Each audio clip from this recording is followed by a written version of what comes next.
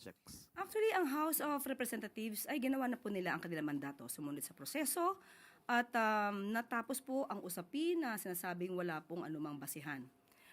Sa ngayon po, ang anumang pinapahid na issue ng korupsyon sa Pangulo ay ating pong pinasisinungalingan. Nakatuon po ngayon ang Pangulo sa pagtatrabaho para paunlarin ang ating bansa. Ang anumang paninira ng walang anumang basihan ay hindi dapat nagamit or magamit na armas para pahinain ang tiwala ng taong bayan sa ating gobyerno. One follow-up lang, ma'am. Some congressmen po are urging the Blue Ribbon Committee in the Senate to investigate the said allegation. And even si Congressman Leviste po, sabi niya, he has more evidences to prove that the President was aware of the kickbacks. Your comment po. Opinion nila yon. Follow-up question mula kay Ivan Mayrina, GMA.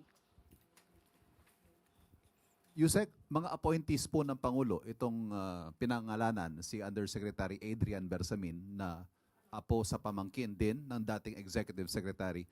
Doesn't the President see it fit na sabihan po itong mga dati niya appointee na magsalita at sila mismo ang magpasinungaling sa mga akusasyong ito? Hindi po natin po mapipilit kung sino man ang gusto magsalita at ayaw magsalita. Basta po ang Pangulo, isinususog niya po ang accountability at transparency.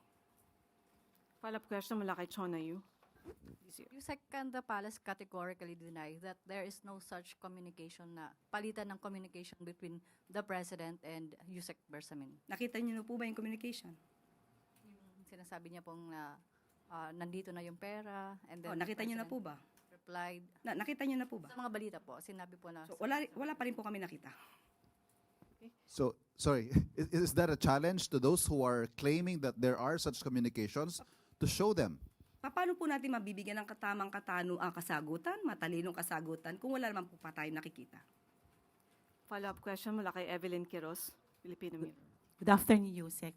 Bali, hindi po magpapaimbestiga wala pong magiging aksyon ang Pangulo kasi po napakabigat po ng akusasyon na ito. Wala po ba siyang gagawing pag-iimbestiga or wala pong hakbang na gagawin? Even before, wala pa po itong issue na ito. Ang sinabi po ng Pangulo, moving forward po ang administrasyon para po sa usaping pang-ekonomiya. At kung ano man po ang dapat namin imbestigahan, yan po ay ibinibigay na po sa kamay ng Ombudsman, DOJ at ng ICI. Follow-up lang po, Yusek. So may balita rin po na may affidavit na ginawa si Yusek Bersamin. Handa po ba ang palasyo na sagutin ito sa takdang panahon? Hindi po tayo makakapagbigay muli ng anumang categorical na answer dyan hanggat wala pa po tayo nakikitang anuman.